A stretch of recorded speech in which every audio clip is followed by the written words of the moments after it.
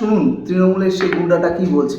অশোকনগরের প্রাক্তন কাউন্সিলর 12 নম্বরে ফেসবুকে আপনি ব্যক্তি গুচ্ছা করছেন, যে মমতা বন্দ্যোপাধ্যায়কে চরিত্র নিয়ে গালাগালি করছেন। আপনার বাড়ির দরজায় গিয়ে আপনার মা বোনকে বিকৃত ছবি করে আপনার বাড়ির দেওয়ালে টানিয়ে দিয়ে আসবো। শুনে রাখবেন, আজকে দাঁড়িয়ে বলে গেলাম, সাবধান হয়ে যান। রাজপথে তৃণমূল কংগ্রেস ধৈর্য নিয়ে বসে আছে। আমরা যদি একটু পাড়ায় পাড়ায় সন্ধ্যে সকালবেলা একটু ফোঁস করি, পারবেন তো বাড়ি থেকে বেরাতে?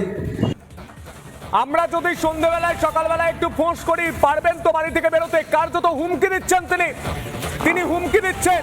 তিনি কি ভয় পেয়ে হুমকি দিচ্ছেন?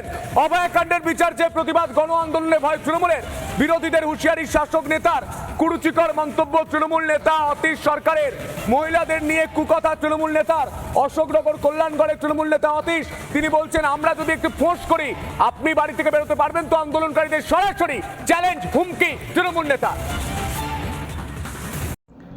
তিনি কালকে রাতের বেলা তাদের দলীয় প্রোগ্রামে প্রকাশ্যে বলছে যে আমরা যদি একটু ফুস করি, তোমার মা বোনের বিকৃত ছবি যদি রাস্তায় তোমার বাড়ির দেয়ালে টানিয়ে দিই, আমার দলের ছানাপোনাদেরকে যদি লেলিয়ে দিই, তাহলে পারবে তো রাস্তায় বেরোতে?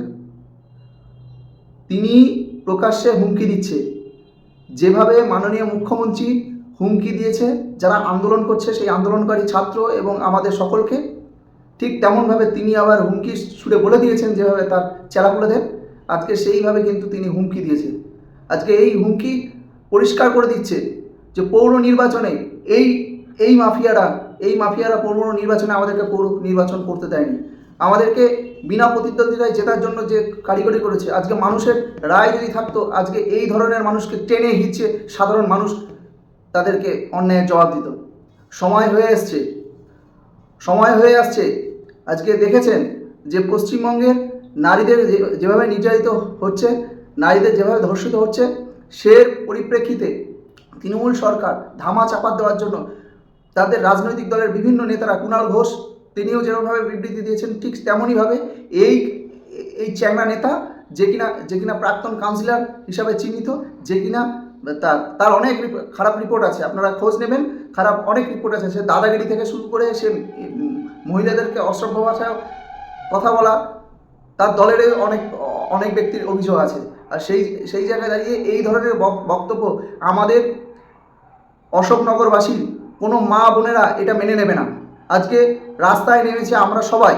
আজকে আমাদেরকে যেভাবে আপনি হুমকি দিয়েছেন, এর ফল আপনাকে ভোগ করতে হবে। আমরা আপনার নামে থানায় অ্যারেস্ট ওয়ারেন্ট জন্য অভিযোগ জানাচ্ছি, আপনার নামে কেস করব যে আপনি আমার পরিবারের সম্পর্কে, আমাদের দলের যারা মায়েরা আন্দোলন করছে তাদের বিরুদ্ধে আপনি কি কুরুচিকর মন্তব্য করেছেন। আপনাদের মানসিকতা কতখানি নিচু।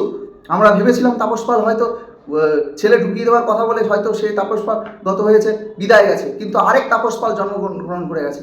আজকে এই ধরনের মানুষকে যদি আমরা শিক্ষা না দিতে পারি, এই ধরনের মানুষকে, অশোকনগরের সকল বাসীদের কাছে বলছি, আপনারা নিজের ইন্ডিভিজুয়াল আপনারা এর বিরুদ্ধে কমপ্লেন করুন থানায়।